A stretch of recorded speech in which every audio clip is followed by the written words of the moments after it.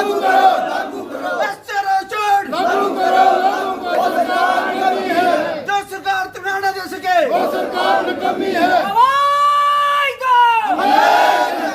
तमाम दिल्ली बेजर को पक्का करो, पक्का करो, तमाम दिल्ली बेजर को पक्का करो, पक्का करो। सारा चंड को लागू करो, लागू करो। 6 साल का बकाया वेतन जल्दी दो, फौरन दो। वेतन न दे वो सरकार निकम्मी है, जो सरकार पक्का न करे वो सरकार निकम्मी है। पीएचडी यूनाइटेड फ्रंट जिंदाबाद, पीएचडी यूनाइटेड फ्रंट जिंदाबाद, इनकलाब इनकलाब जिंदाबाद, जिंदाबाद। लाला लहराएगा इंकलाब आएगा, लाला लहराएगा इंकलाब आएगा। जीना है तो मरना सीखो। वर्कर आज हमारे स्ट्राइक को 240 दिन हो गए हैं, तो सरकार का रवैया अभी तक पहले जैसा ही है। हमारी मीटिंग तो बहुत हुई सरकार के साथ, आज तक उसका ग्राउंड पे रिज़ल्ट जीरो है। तो हमारी मांग जो है SRO चोंड के तहत परमानेंट किया जाए, तो हमारे जो डेली वेजर सुसाइड कर गए हैं उनको नौकरी दी जाए, और जो हमारे डेली वेजर रिटायर हो गए हैं उनको कम से कम 15-15 लाख रुपया कंपनसेशन दिया जाए। ये हमारे वर्कर 28 साल हो गए इन डिपार्टमेंट को चला रहे हैं, PHE डिपार्टमेंट को। तो सरकार को आज तक ये नहीं पता चला, हर बार हमारे डिवीज़न में नया नोटिस आ जाता है कि इनकी डिटेल भेजी जाए।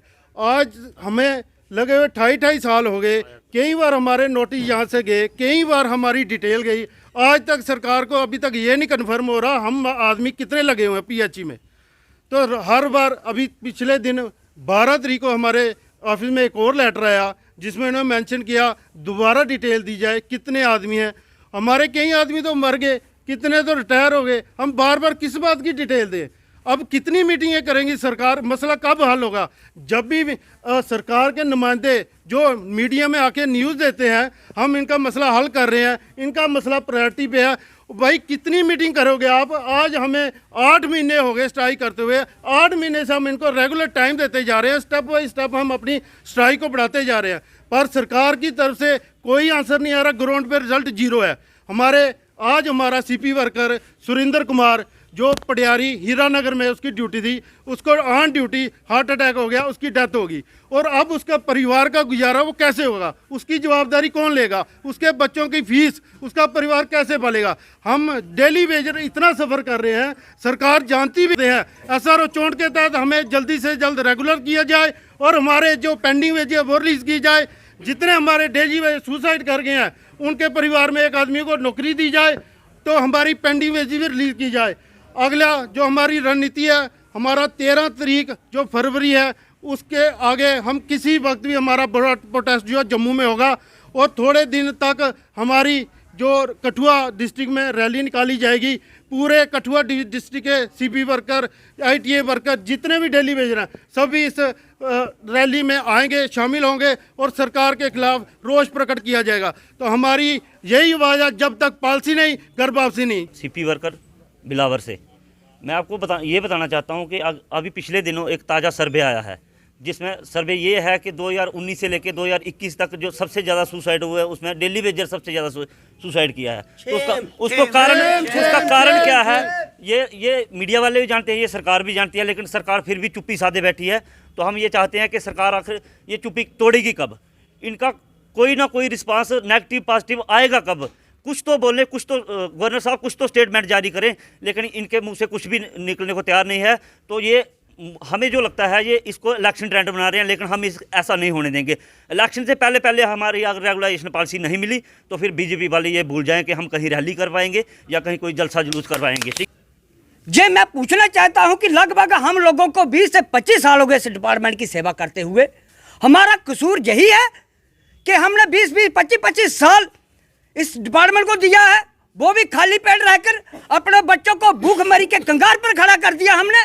उनको बच्चों की शिक्षा महरूम हो गया है, वो कपड़ा उनके तन पर नहीं है, फिर भी हम इस डिपार्टमेंट की सेवा करने पर लगातार चल रहे हैं।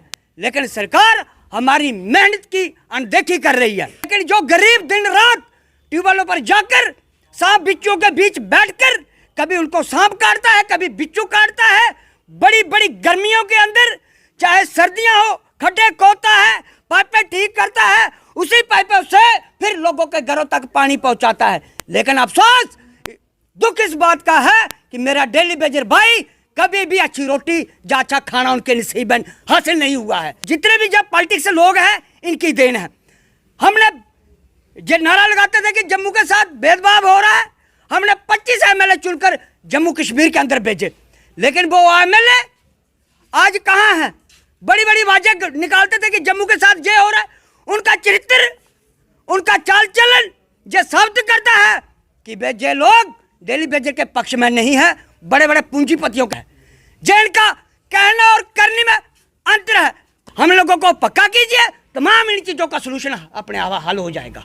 हम सरकार से यही मांग करते हैं कि आने वाले दिनों से पहले पहले हम लोगों को परमानेंट कीजिए, और जो हमारा 72 महीने की जो सैलरी है इनके पास बड़ी वो दीजिए, और SRO चोट के तहत हमें परमानेंट कीजिए। हमारी कोई डिमांड नहीं है। अगर ये सरकार फिर से आनाकानी करती है तो आने वाले समय में जम्मू कश्मीर के अंदर एक और आंदोलन खड़ा होने जा रहा है। जैसे 22 को हुआ था, वहाँ पर भी हम लोगों को लाठियों से पीटा था।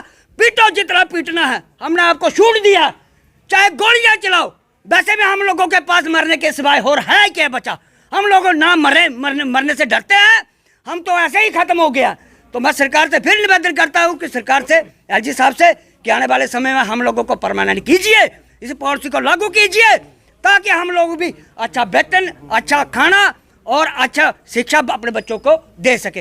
यही देखता हूँ कि अगर यह सरकार कुछ करती है डेली बेजरों के लिए, क्योंकि डेली बेजर से जम्मू कश्मीर के अंदर 60,000 के करीब है, तो उन 60,000 के साथ 5 आदमी तो होंगे, और उनके घर के, उनके रिश्तेदार भी मिलाकर चलो, तो मैं मानता हूँ कि एक डेली बेजर के पास कम से कम 15 आदमी होते हैं। तो अगर उन डेली बेजरों का मसला हल होता है तो यह सरकार बनने में ज़्यादा देर नहीं लगेगी। अगर यह सरकार इनके साथ अनदेखी करती है तो फिर जाहिर है कि ये अनदेखी करेंगे तो ये लोग भी उनकी अनदेखी करेंगे, ये कहेंगे बनाएंगे। फिर ये तो लाजमी है, जब तक पॉलिसी नहीं तब तक घर वापसी नहीं।